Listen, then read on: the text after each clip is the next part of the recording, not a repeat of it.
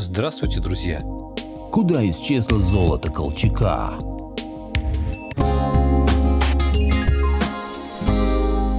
Благодарю всех, кто подписался на мой канал и смотрит мои видео. Ссылка на статью в описании. К началу 20 века золотой запас России был одним из самых крупных в мире. В 1918 году верховный правитель России Александр Колчак стал хранителем 490 тонн золотых слитков. В 18 веке в России золото добывали преимущественно традиционным путем в специализированных шахтах, однако все чаще стали доходить сообщения о нахождении рассыпного золота, что можно фиксировать в документах той эпохи. 1745 года, мая 21 дня, в здешней канцелярии главного завода правления помянутый раскольник Марков усмотрел между Становской и Пышминской деревнях дорог наверху светлые камешки, подобные хрусталю.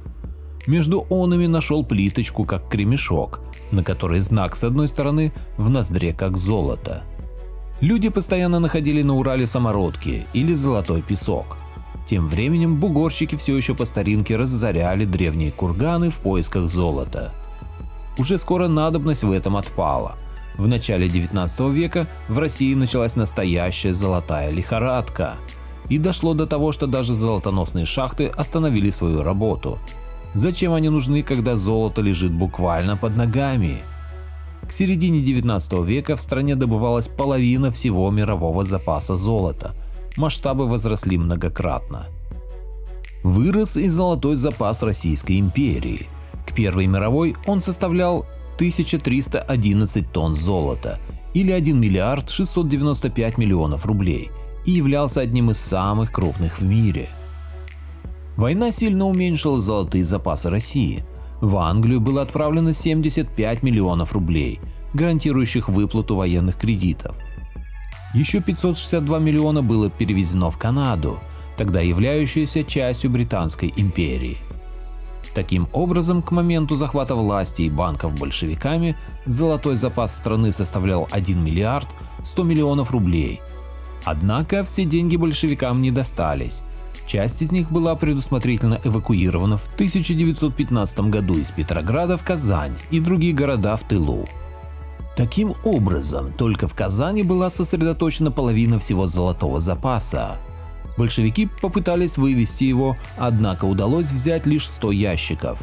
В августе 1918 года Казань захватили белые и их чехословацкие союзники. Так как через месяц, в ноябре 1918 адмирал Колчак был провозглашен верховным правителем России, оставшееся в Казани золото стало именоваться золотом Колчака. Белые завладели 650 миллионами рублей, что составляло примерно 490 тонн чистого золота в слитках и монетах. Трофеи не поддаются подсчету. Захвачен золотой запас России в 650 миллионов. Захваченное золото было частично перевезено на пароходах в Самару, столицу антибольшевистского комитета членов учредительного собрания.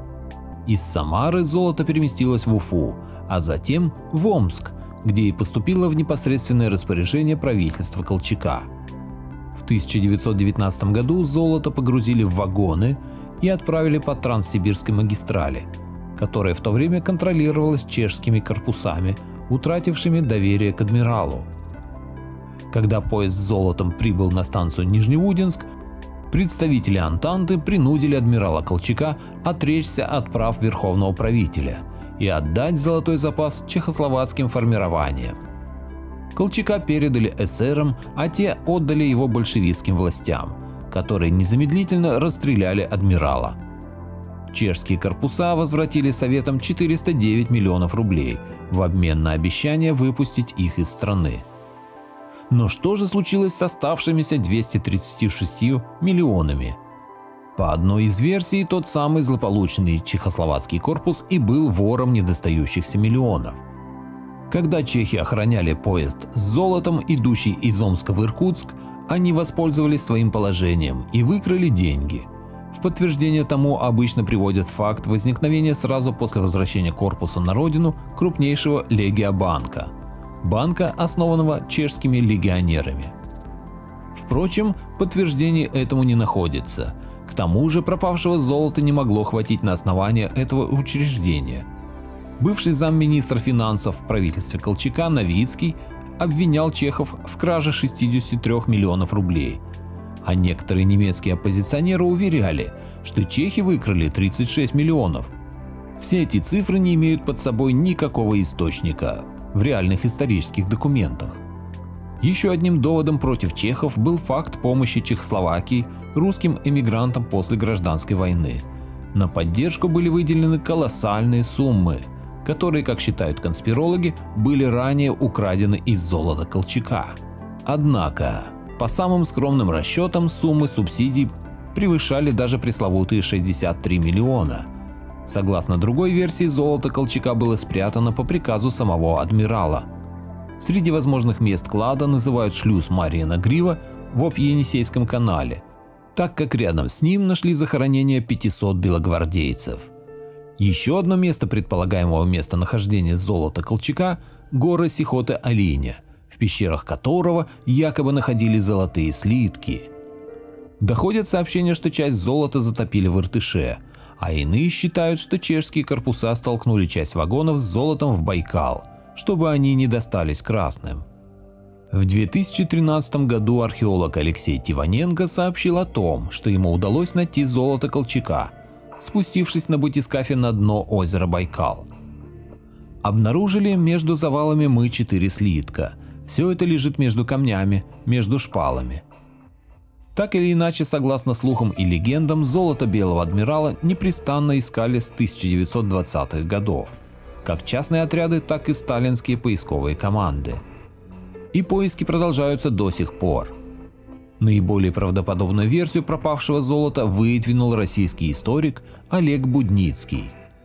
Пресловутые 236 миллионов рублей, по его гипотезе, осели в иностранных банках в счет уплаты за вооружение и амуницию.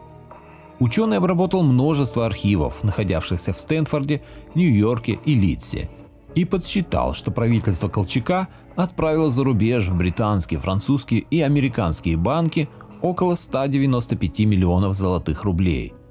В обмен на золото белым предоставлялись кредиты, а также золото депонировалось для покупки в кредит оружия у американцев. Финансисты Белого движения также активно закупали доллары для стабилизации финансовой ситуации.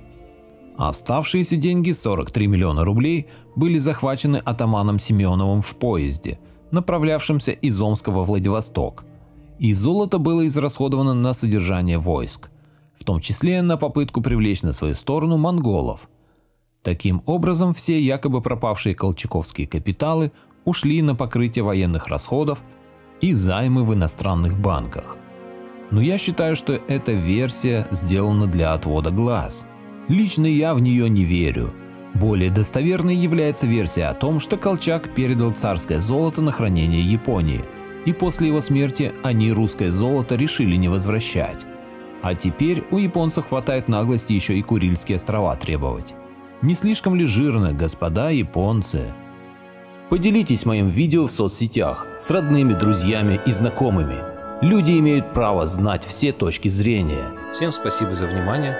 Буду рад вас видеть на своем канале снова.